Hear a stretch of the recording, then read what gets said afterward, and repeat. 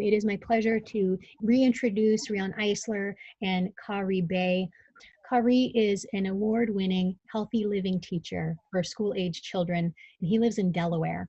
He is the 2019 Health Teacher of the Year from Delaware's Society of Health and Physical Educators. He is also a top 20 finalist for the 2021 Delaware State Teacher of the Year. He is renowned for implementing an equity-based, trauma-informed approach in his classroom based on the art of mindfulness.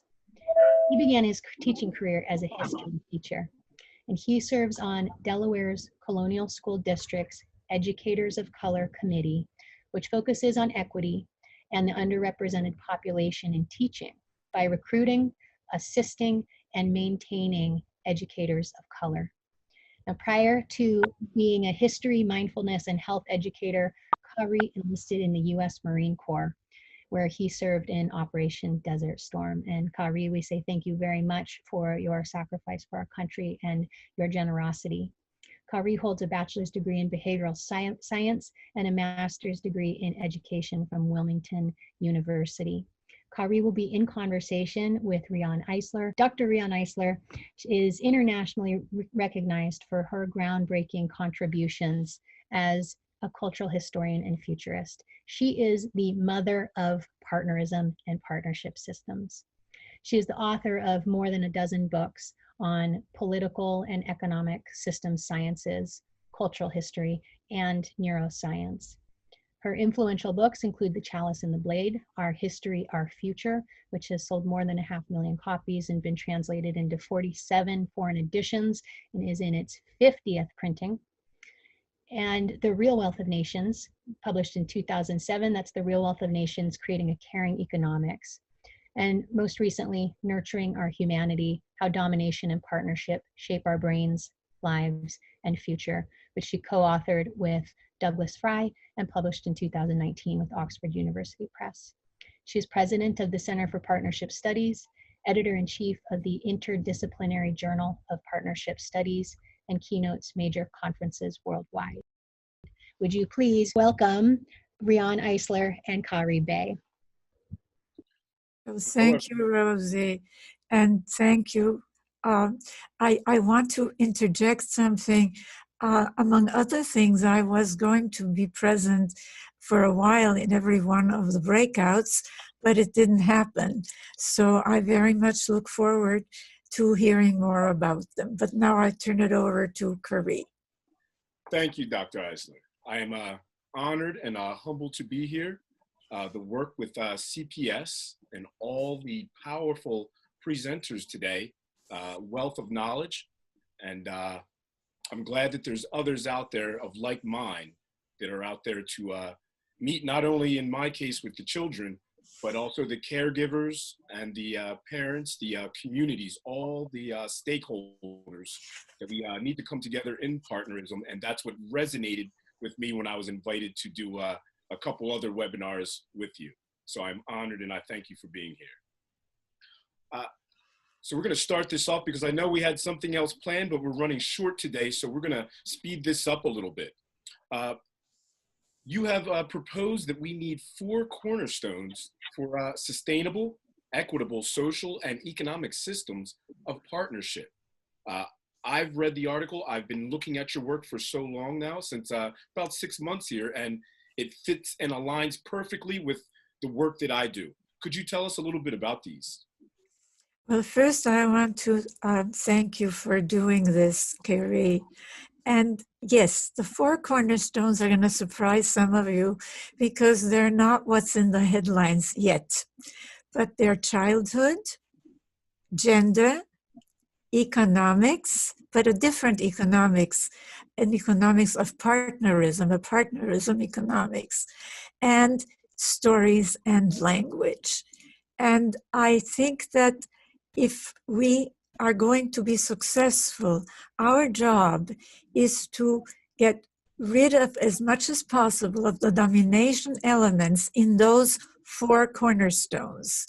Because if you look at the social movements that have so-called progressive social movements, they've all challenged one thing, a tradition of domination, and that's still true today. But not enough attention has been paid to what we know from neuroscience now, that really what we consider normal, inevitable even, is very much inculcated in our brains in our early years. So we need authoritative, as Rosie, I think, or was it Sarah, put in the slide, authoritative rather than authoritarian parenting, nonviolent parenting. But I'm going to stop because I don't want to describe every one of these cornerstones. I just want you to know that what we're talking about here is not only deconstruction, critique, we're talking about reconstruction, which is both short-term and long-term. And a lot of you are already working off bits and pieces of the shift from domination to partnership. But if we're going to be successful, we have to realize that we're part of this overarching partnerism movement. And then we can, and that we've got to change are these 4 pillars, the foundations on which partnership systems keep rebuilding themselves now in regression after regression. Very true, Riane. And you point out with the childhood, how the rearing and all is so integral with it. So even with the childhood for me, a lot of the kids that I deal with, they're coming from a very trauma laden neighborhoods, communities where they don't get a lot of positive serve in return. And me, myself, you mentioned that I was in the Marine Corps. And being in the Marine Corps was very tough. But one of the things that I noticed is when my wife was pregnant with our first child, we made the decision that she was actually making more than what I was. So I was going to be the caregiver. And that was a switch in paradigm. And I think that it shows you the lack of empathy that we put towards the caregiving. Like I was ridiculed a little bit for being the stay-home father. But I tell you, one of the most powerful things was the nurturing and relationship that was built raising my kids that way. That shift in roles right there didn't interrupt our relationship, and it did no damage to our children, where a lot of people don't put a lot of credence in the caregiving of their children. It's almost the woman is the go-to parent when it comes to caregiving. And I'm sure a lot of women right now during this quarantine are feeling the pressure of that, because even their children default to them in those cases, where it should be a shared responsibility. So I agree. You said something about gender. Well, you have just said something about gender, which is basically that we have been taught, especially those of us, right, who have had higher education. If you really think of what we've been taught, I woke up to this and it was, oh my gosh, how little, if anything, in what we were taught as important knowledge and truth included the majority of humanity, women and children. I mean, just think about that. I mean, how can you talk about inclusivity if you are leaving out really the majority of humanity from our so-called higher education, right? But what happens is very, very fundamental. How a society constructs gender roles and relations is very different depending on where it falls on the partnership domination scale. As you saw in domination systems, they're very rigid binary gender stereotypes, and women are, quote, feminine, and that means certain things like caring and nonviolence. Men are so-called masculine, and that means never, a real man is never like a woman, right? I mean, that's the basic tenet of masculinity as traditionally defined in domination systems.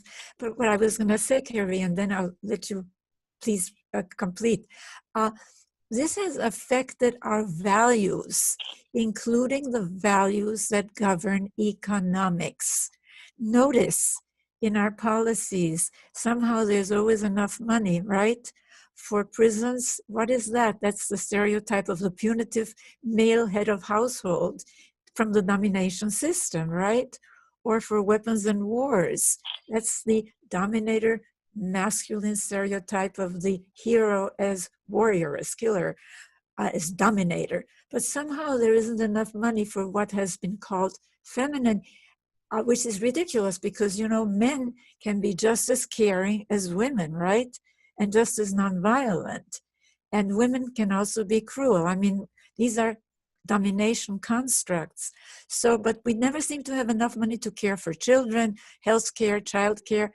As we shift towards the partnership side, we're beginning to see change. And that is the exciting thing. But Yes. we have to support and magnify that shift. Agreed. And that's what we're starting to see, that shift slowly in the educational field, where the SEL training is starting to come in, more of the trauma and poverty informed care, meeting the children where they're at. Our kids come to school with an invisible backpack, and that backpack is full of trauma from the dominant system. These kids are living in places that are food deserts. They are school to prison pipelines.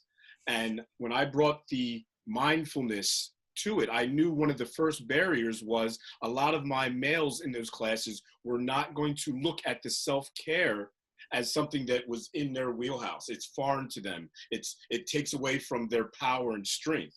And it took someone that looked like them, that comes from that warrior mentality, for them to go, you know what, now I see myself in these practices. They put value to it. They go back, and I try to make them ambassadors of being, these are self-care practices that you take back to your home, you take back to your neighborhood. And again, like you were saying, we've been always attacking it from the top, when we need to get back to that foundational piece of teaching them love and respect and empathy of each other, so that they nurture that as they travel through the different grades and stages of education. It's also, you speak on the language and the narrative that people speak.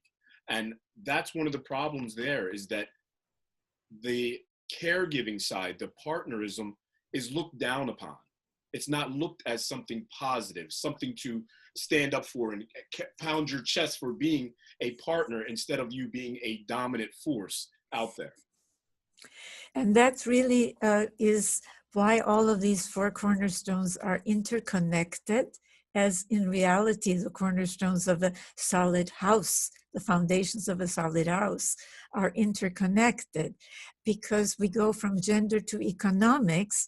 And as you heard, really our both capitalism and socialism were built out of early domination, more domination-oriented times, not to speak of early industrial times, and we're now in the post-industrial age. So they're antiquated, but they have carried forward, and this is reflected in GDP, isn't it? Yes, this domination thinking, where the work of caring and caregiving is not adequately rewarded in workplaces and not counted as productive. Economists to this day are taught in our economic schools that the people who care for how child care, caring for elders, caring for the sick, that is not productive work if it's done in the household, which is absolute nonsense, isn't it? Especially today, when, as I said, human capacity development is essential. And that takes us to story and to language, because we've been told the wrong story. And we have to change the story. And you are all part of changing that story, but also changing the language. Because as long as we're stuck in right versus left, religious versus secular, Eastern versus Western, think about it, there have been horrible, Nazi Germany, Stalin's Soviet Union, the Taliban, religious, secular, Eastern, Western.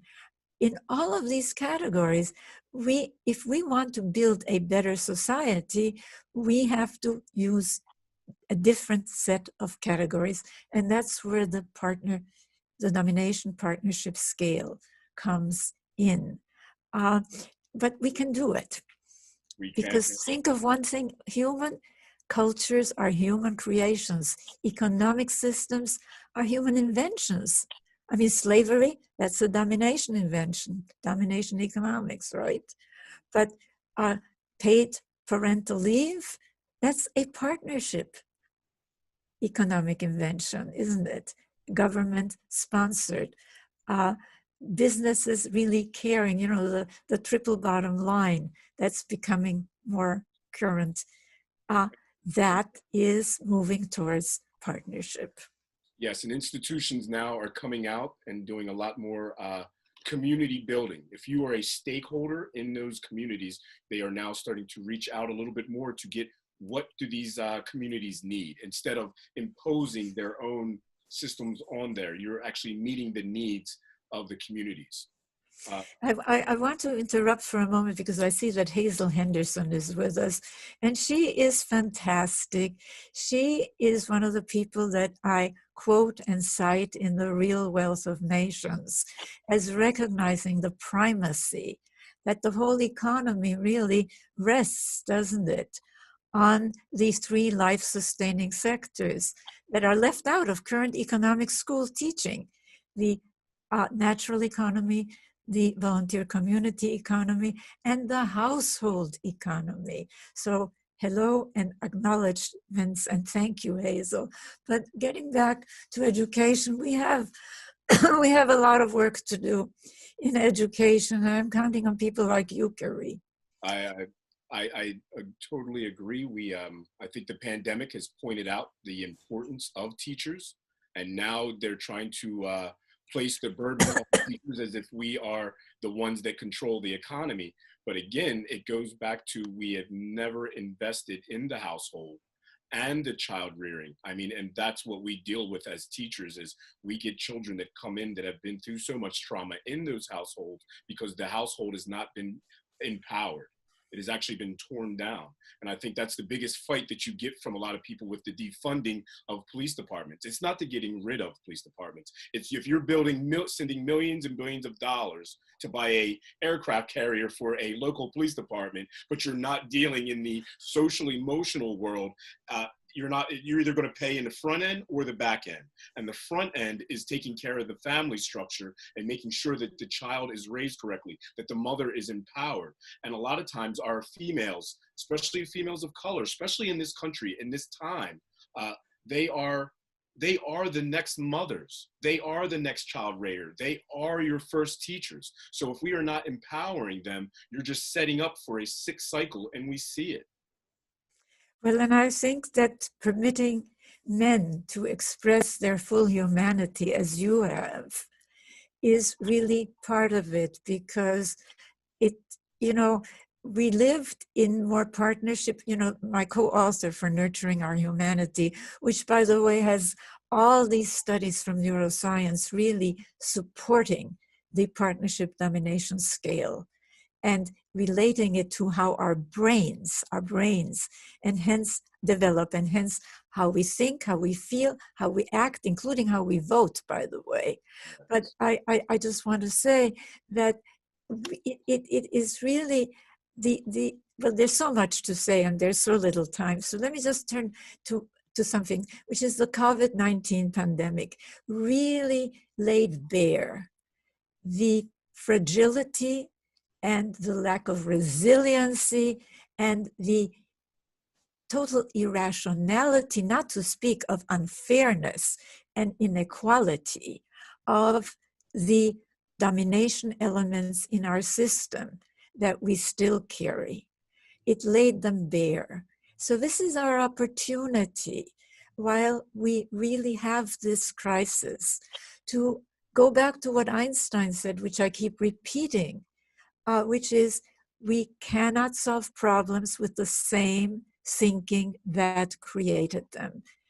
This is where partnerism comes in, not to replace what so many of you are doing, but to provide a kind of an overview that the real struggle for our future is really between the domination elements and the partnership elements, and that we must do what those pushing us back have done. Pay particular attention to these four cornerstones, because I want to end with this.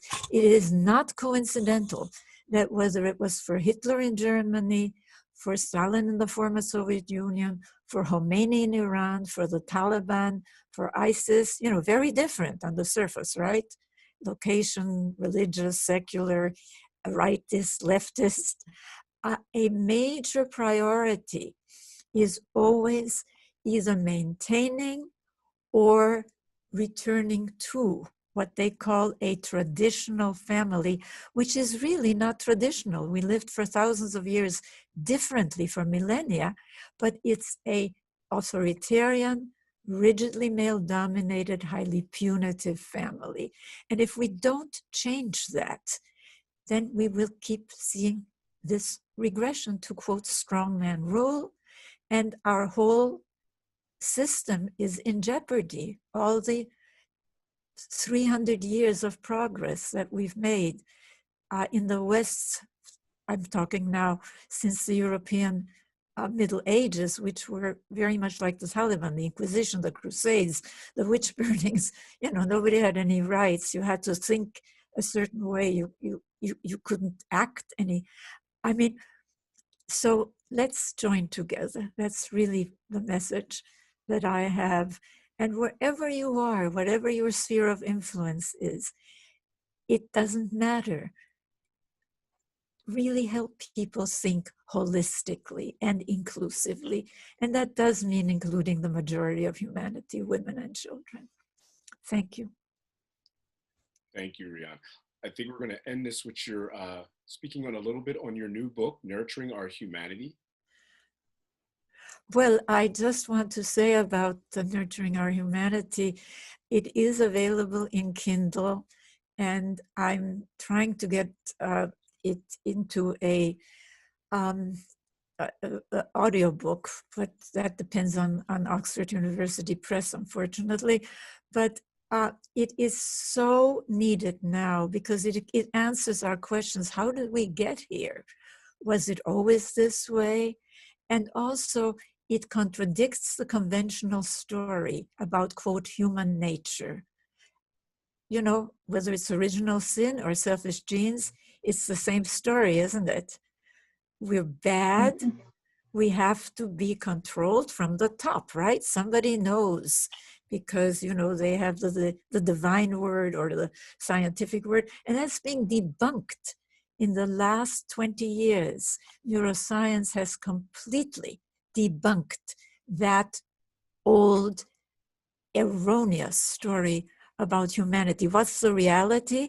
The reality is that, yes, we have enormously developed capacities and potentials for consciousness, for caring, for creativity, but we also have the potentials for what supports domination systems, insensitivity, cruelty, violence, destructiveness, but how our brains develop and therefore how we act, and yes, the kinds of societies that we build because we think that that's how it has to be, largely hinges on those four cornerstones and where they sit on the partnership domination scale. This is doable, but it needs all of you to really change those cornerstones. And I know many of you are already working on different aspects of this. So that's our job. It is to create. Human creativity is amazing. Just about everything around us, including our cultures, not just the desks and the microphones and the technologies, are human creations, aren't they? They are. So we can create them orienting to partnerism. That's right. I think you really hit very high on the scale when it comes to the neuroscience. And I think it's something that when you start teaching the youth about the neuroscience, and that's what I teach middle school kids, it kind of comes together in their head. You can teach the little kids the yoga and all the different things, but when they get into middle school times, their brains are starting to come together. Those neurological connections are starting to really take focus and really starting to thicken. And the more that you push the caring side instead of the domineering side, I think we will get a lot more bang for the buck from our children. And as they learn, and even on my wall here, I kind of teach them neuroscience, teaching them from this is your primitive brain to your emotional brain to your thinking brain. And when you're in dominating systems and you're being oppressed, you're being brutalized, it puts you in a state of fight or flight. So you are no longer using your cognitive brain. And I think those are the type of things that will give us a lot of help with spreading this type of information. Is the youth are our future. And if we don't give them the tools to navigate this, then we are truly doomed to make these same mistakes. Because the pandemic, like you said, exposed so many equity issues, but it also gives us a chance to look at those old systems and realize at best they were broke, and that we truly need to step forward in a partnership instead of kind of everybody doing their thing that I like to call stay in your placeism. Long as I'm fine, then you can stay over there. And that's definitely what we need to move away from. So let's really conclude with a thought. You know, people talk about returning to normal, but the old normal here in this wealthy country, 1/4 of all US children lived in poverty. We don't want to return to that normal. That's crazy. That's insane. We're destroying our natural life support systems. We don't want to return to that normal, and I could go on and on. Let's create a new normal. That's what this is about. And it's up to you to co-create that new partnerism-oriented normal. Yes. So thank you, Khayree.